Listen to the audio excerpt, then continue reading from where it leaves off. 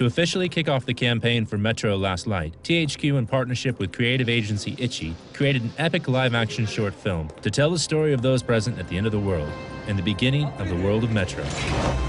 Ready? Keep going there, best of luck.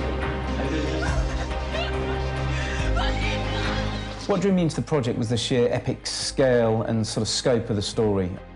Reading the basic script that I was given, there was so much potential for character development, and the idea of depicting this event that is the end of mankind is something that was very alluring. When we were looking for a director to pick up this piece, we were really after someone that understood the necessity to create this bleak vision of a near future, and something that Jim's treatment really brought to life was another level to our storytelling, and he just got it completely.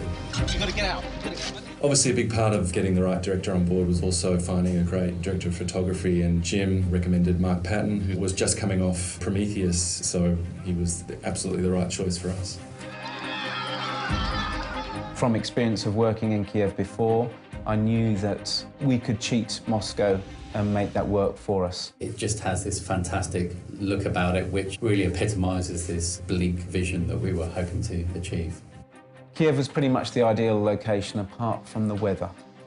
Extreme cold meant that we couldn't stand still, we had very little time to think, and on top of that we had to throw in 100 extras, car stunts, rampaging through the streets. But through planning, we actually got away with a lot in the time we had. We also invited a lot of people from 4A to help add to the weight of bodies. And in actual fact, I think we cleared out most of the office. Yeah, that was a lot of fun. The third day was the hardest shoot. We shot for 22 hours without stopping, which was pretty incredible. We had to shoot in 3 locations, including being on the Metro Underground system at 4 o'clock in the morning. The Ranger's costume is based on Artyom's character. I really enjoyed developing that because that's toys for boys. You get to sort of build guns and knives and create uniforms. It was a real process of exploration to design and make his weaponry and his outfit as close as we could to the character in the game. Take your time.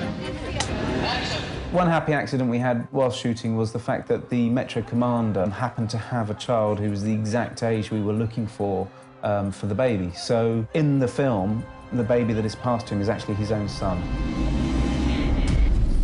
Towards the end of the film, we needed to tie in the idea that perhaps this ranger was also the baby.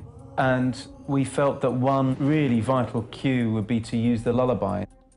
We had a lot of actresses into a casting session and got them to act out the scene with the baby. And one particular mother started to sing the child a lullaby.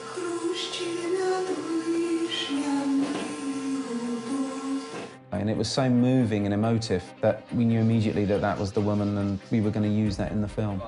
The Mother's Lullaby was one of those things that no matter how much you prepare, how much you plan, some things just come along and they absolutely click and make perfect sense.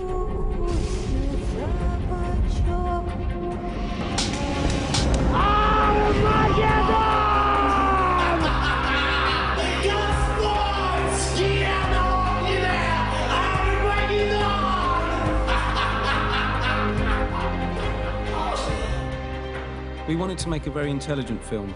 It's nice to come to your own conclusions and to make your own assumptions on what might be happening.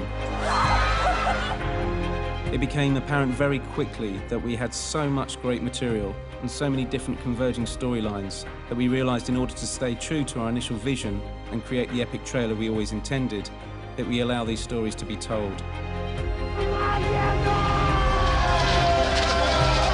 I think we did that very well.